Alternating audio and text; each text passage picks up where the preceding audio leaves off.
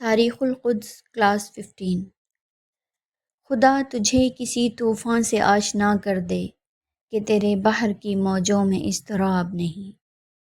سامعین کرام، السلام علیکم ورحمۃ اللہ وبرکاتہ۔ 12ویں لیکچر میں رینائسنس کی بات ہو رہی تھی اور ایک خاص نقطہ تھا جو میں نے کہا تھا کہ آخر میں ذکر ہوگا، تو آج ہم وہی ڈسکس کریں گے۔ برصغیر پاک و ہند میں سب سے زیادہ تجدیدی کام ہوا ہے۔ اس کی کیا وجہ ہے؟ حالات کی کڑیوں کو ملائیں اور غور کریں تو ہم دیکھیں گے کہ رینائسنس کی تحریکیں 17ویں صدی میں شیخ احمد سرہندی رحمہ اللہ تعالیٰ سے سٹارٹ ہو گئی تھیں۔ اللہ کریم نے مسلمانوں کے ایمان کو مضبوط اور اصلاح دین کے لیے پہلے سے تیار کرنا شروع کر دیا تھا، کیونکہ اس علاقے میں ایک بہت بڑے فتنے، ایک بہت بڑے ناسور کا سامنا ہونے والا تھا۔ مسلمانوں کو اس کے خلاف ڈٹ کر کھڑا ہونے کے لیے فکری طاقت اور میچورٹی کی ضرورت تھی۔ اسی لیے سالوں پہلے ہی اللہ پاک نے اس بیماری کا سدباب کرنے کے لیے اہل علم کا ایک قافلہ تیار کر دیا تھا۔ آپ یقیناً اس فتنے کی حقیقت جاننا چاہیں گے۔ جی سامعین، یہ خطرناک فتنہ تھا قادیانیت۔ آپ اس ٹائم لائن پر غور کریں۔ 1882 میں قتل عام کے بعد یہود پوری دنیا اور ایشیائی ملکوں میں پھیل گئے۔ بر صغیر میں ایسٹ انڈیا کمپنی کا راج تھا اور برطانیہ یہودیوں کا پشت پناہ تھا۔ 1857 کی جنگ آزادی میں مسلمانوں کا دینی جذبہ اور جوش وہ دیکھ چکے تھے، اور تاریخ گواہ ہے کہ ہر دور میں اسلام اور اہل اسلام کے خلاف یہود و نصارہ اور دیگر کفار و مشرکین سازشیں کرتے رہے ہیں تاکہ اسلام کے صحیح عقیدوں کو مسخ کریں اور حضور اکرم صلی اللہ علیہ وآلہ وسلم کی محبت مسلمانوں کے دلوں سے نکال کر ان کی قوت اور سلطنت کو پارا پارا کیا جا سکے۔ فتنہ قادیانیت بھی ایسی ہی ایک گھناؤنی سازش کا نتیجہ ہے۔ 1899 میں انگریز کا غلام غلیظ مرزا غلام احمد پرویز نے احمدیہ مسلم جماعت کے نام سے تنظیم بنائی جو بعد میں قادیانیت کہلائی۔ انگریز کی دولت کے کتے نے نبوت کا دعویٰ کر دیا اور کچھ سادہ اور کم علم مسلمان اس کے جھانسے میں آ گئے۔ مسلمانوں کے علماء نے سر توڑ کوششوں سے اس کی حقیقت کا پول دنیا کے سامنے کھولا، اور قیام پاکستان کے بعد 1974 میں آئینی طور پر یہ لوگ یعنی قادیانی غیر مسلم قرار پائے۔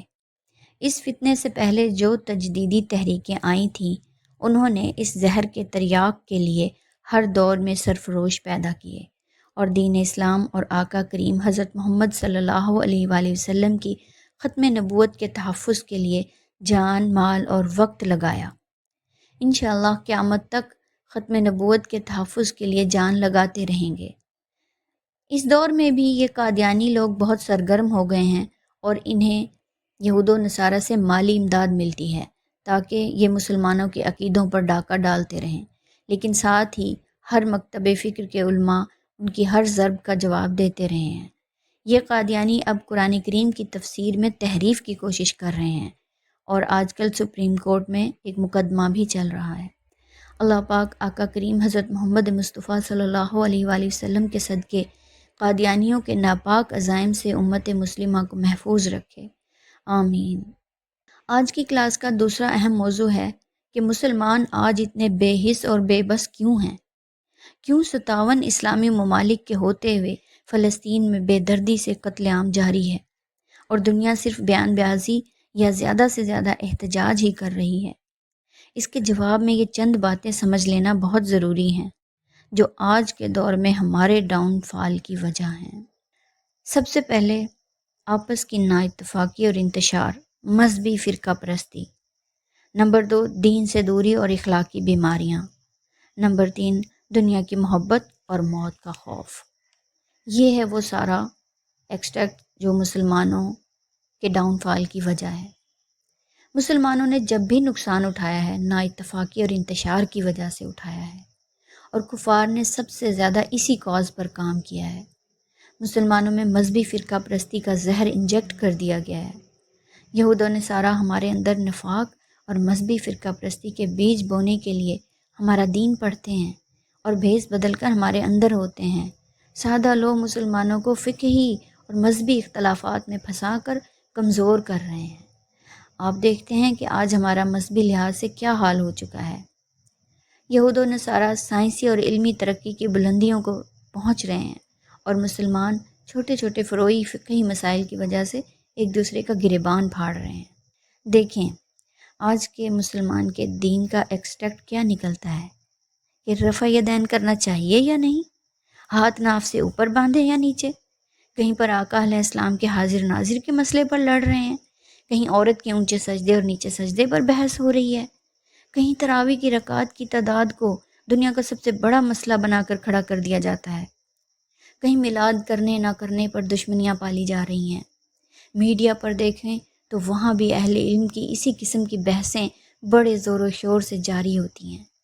کاش ہمارے کچھ نام نہاد علماء کرام، ان کے اسکالرز جو سوشل میڈیا پر بیٹھے گالی گلوچ کی حد تک جا رہے ہوتے ہیں، وہ سوچتے کہ اس طرح کر کے ہم دین کی کیا خدمت کر رہے ہیں۔ خدا کے لیے ہوش کریں اور اس فقہی اختلاف کے مسئلے کو اچھی طرح سمجھیں، تاکہ آپ کو پتہ چلے کہ یہ ہمارے کرنے کا کام نہیں تھا۔ ہماری جڑیں کھوکھلی کرنے میں سب سے پہلا وار یہیں پر کیا گیا ہے۔ ایک چھوٹی سی مثال ہے کہ ایک پودا ہے، اس پر بہت سی شاخیں ہیں، ان شاخوں پر بہت سے پھل اور پھول آتے ہیں۔ اب جڑ اور تنا تو ایک ہی ہے، لیکن پھل اور پھول کے رنگ اور ذائقے میں تھوڑا بہت فرق ہوتا ہے۔ گلاب کے پھول کے ایک ہی کلر کے کئی شیڈ ہوتے ہیں، جو پودے کی خوبصورتی اور ورائٹی میں اضافہ کرتے ہیں۔ یہ ہمارے فروعی اختلافات بھی ایسے ہی ہیں، اصل سب کی ایک ہی ہے۔ بنیادی مسائل میں کسی فرقے کا اختلاف نہیں ہے۔ مثلا سب کے نزدیک نماز فرض ہے، پڑھنی ہے۔ اب پڑھنے میں جو فقہ کے اماموں کے مطابق تھوڑا بہت ڈفرینسز ہیں، وہ بے ضرر ہیں۔ اللہ کی ذات کریم ہے، وہ سب کی نماز قبول کرنے والا ہے، لہٰذا ایسے مسائل پر لڑنا جہالت ہے۔ سامعین، اس ٹاپک پر اگر بات شروع ہوئی تو بہت لمبی ہو جائے گی۔ ہماری آج سیکنڈ لاسٹ کلاس ہے، لہٰذا میں بات کو سمیٹنے کی کوشش کرتی ہوں۔ دوسری بات، دین سے دوری اور اخلاق کی بیماریاں۔ جی تو آپ سب اپنے ارد گرد اس کے بدترین نظارے دیکھ رہے ہیں۔ فیشن کے نام پہ فحاشی، میوزک و منشیات کی لعنت، کون سی ایسی بیماری ہے جو مسلمان اپنی دنیا کمانے کے لیے نہیں کر رہے؟ علامہ اقبال صحیح فرما گئے ہیں، تجھ کو بتاتا ہوں تقدیر امم کیا ہے، شمشیر و ثنا اول، طاؤس و رباب آخر۔ تیسری ایک خطرناک بیماری جو مسلمانوں میں لگ چکی ہے، وہ ہے دنیا کی محبت اور موت سے نفرت۔ اس کو ایک حدیث پاک میں وہن کہا گیا ہے۔ اس دنیا کی محبت کی وجہ سے ہی آج مسلمان صرف مصلحت پسند ہو کر رہ گیا ہے۔ یہ مصلحت پسندی ہی ہے کہ آج 57 اسلامی ملکوں کے ہوتے ہوئے فلسطین کے مظلوم بے بس معصوم مسلمانوں کی چیخیں، پھول سے معصوم بچوں کی دردناک صدائیں کوئی نہیں سن رہا۔ ہم صرف بیان دینے اور مذمت کی حد تک محدود ہیں، عملی طور پر کچھ نہیں کر پا رہے۔ اے رب العزت، اب تو انتہا ہو گئی ہے ظلم کی۔ مولا، اب تو دل چیخ چیخ کر پکار رہا ہے کہ متی نصر اللہ، کب اللہ کی مدد آئے گی؟ اللہ تو ہم گناہ گاروں کو نہ دیکھ، اللہ تم ان مظلوم اور بے بس امت کے بہترین لوگوں کے ایمان کو دیکھ۔